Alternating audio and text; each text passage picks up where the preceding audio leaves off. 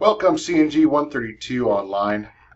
Um, we got a kind of a rough weekend, but we'll get through it. Like I said, the first couple of weeks are us trying to get used to each other and used to the class. You guys used to the class. Me trying to field new issues that come up, because obviously the class changes from time to time. The discussion is supposed to look right on par. When you are responding, though, make sure to reply in at least more than I agree, I like this. Make sure you mark why you like it. If you had a similar experience, explain that experience. Maybe you don't have to give the whole story, but even if you just give a little bit of it, you're able to make a substantial reply. Let's see, with this week, I guess we can cover. So we had some issues, and that's fine. With the activities, the assignments, I know with another page. With the project, there were some issues. Some machines can only make 32-bit virtual machines. I believe I found the cause of that. For using Oracle Box, it looks like the Windows 10 Home Edition, you're only allowed to create 32-bit Windows 10 systems for virtual machines. That should be okay. In some instances, it might.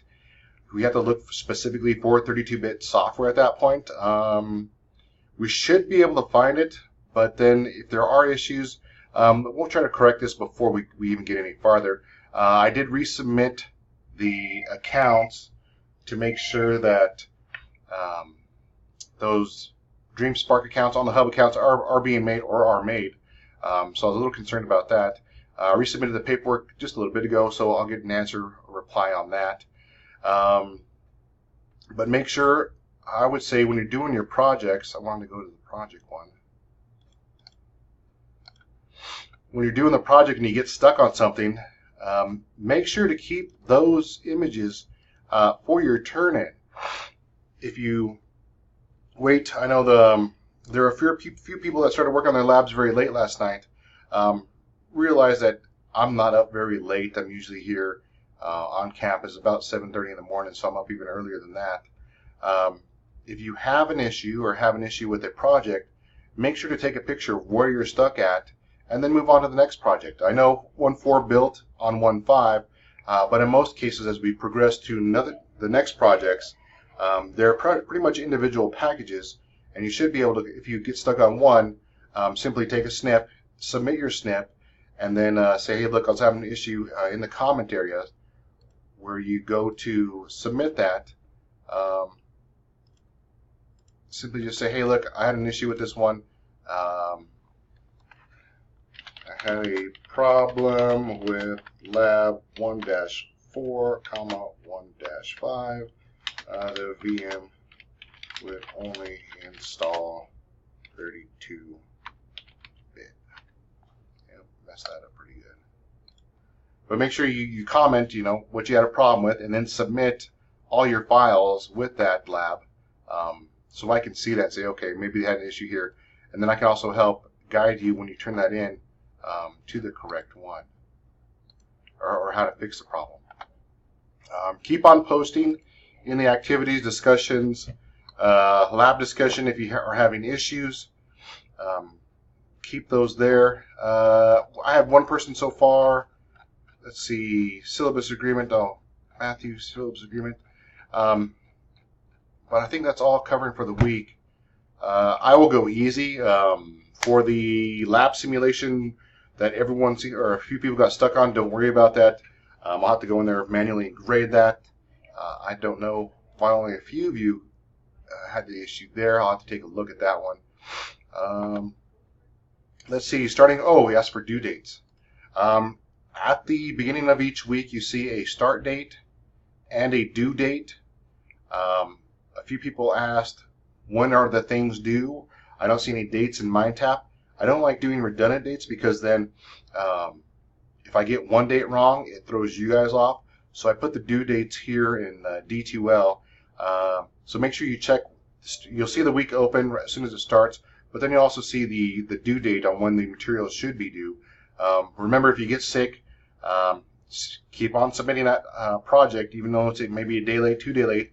I will still see it submitted, just late, but it's still submitted. Always keep trying to go for those points. It's a college course, I guess. Yeah, you want some points are better than no points. Some points are better than no points. Let's see. Going to week 2, which starts today, and it's due September 2nd. We cover malware and social engineering. I'll actually assign extra credit points that will be applied to your final grade with this course. The skills itself that you learn for social engineering, you'll be able to use it this weekend in a, I guess, community exercise, social exercise. You get to see how how easy it is to be social engineered and to social engineer. It's one of the most successful attacks that happen anywhere, and it just relies on our human nature, people trying to help one another. But it also is one of the most successful attacks. That's why it keeps on going in. We learn different kinds of malware, spyware, adware, malware, ransomware. Identify what kind of payloads can carry malware, and then describe the types of psychological social engineering attacks, where you do like attack from authority, where you're trying to impersonate somebody with a higher attack, and we also learn physical social engineering attacks, holding doors open, tailgating, soldier surfing, a lot of content around that. Let's see, for week 2 we don't have any tests. When the assignments are due, we have something new this week, so please be aware of that, a new type of assignment. Instead of having our lab simulations, we actually have a lab. And here in the labs, they do take a little bit more time, so make sure you're aware of that. The labs themselves are in a virtual environment. In the virtual environment, you have to turn on machines. It's very instruction orientated. So make sure you are reading every instruction and then moving to the next task. Active assessment progress. Take it back to my assessment. So here we have a lab diagram of the computers we're going to be using. Everything in red, dialog box, highly important to read. Please do not skip steps. Read the directions thoroughly. If not, it may cause your lab to fail. Usually these labs take about 45 minutes to complete. You are then graded on the lab itself as to completion of the lab, how you did, taking screenshots within MindTap, not on your own. But once again, it's very, very important that you read the directions very, very thoroughly. I'll go ahead and close that.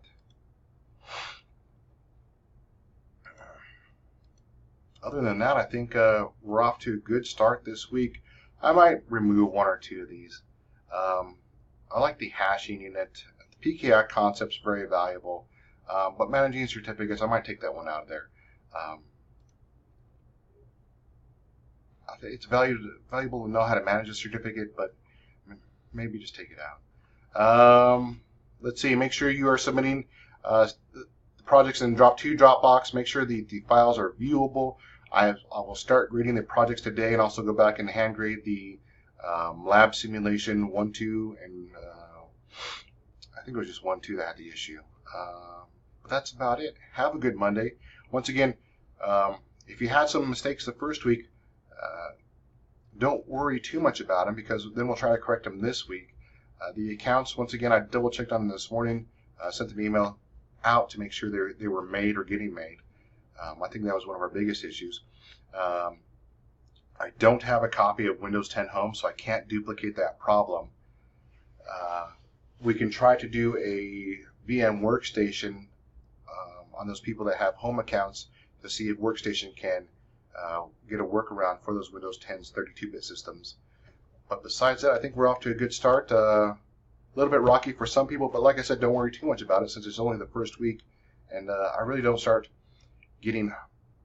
deductions till about week 3 on materials. So have a good week. Let's get this week off to a right start, and I'll post some more videos soon.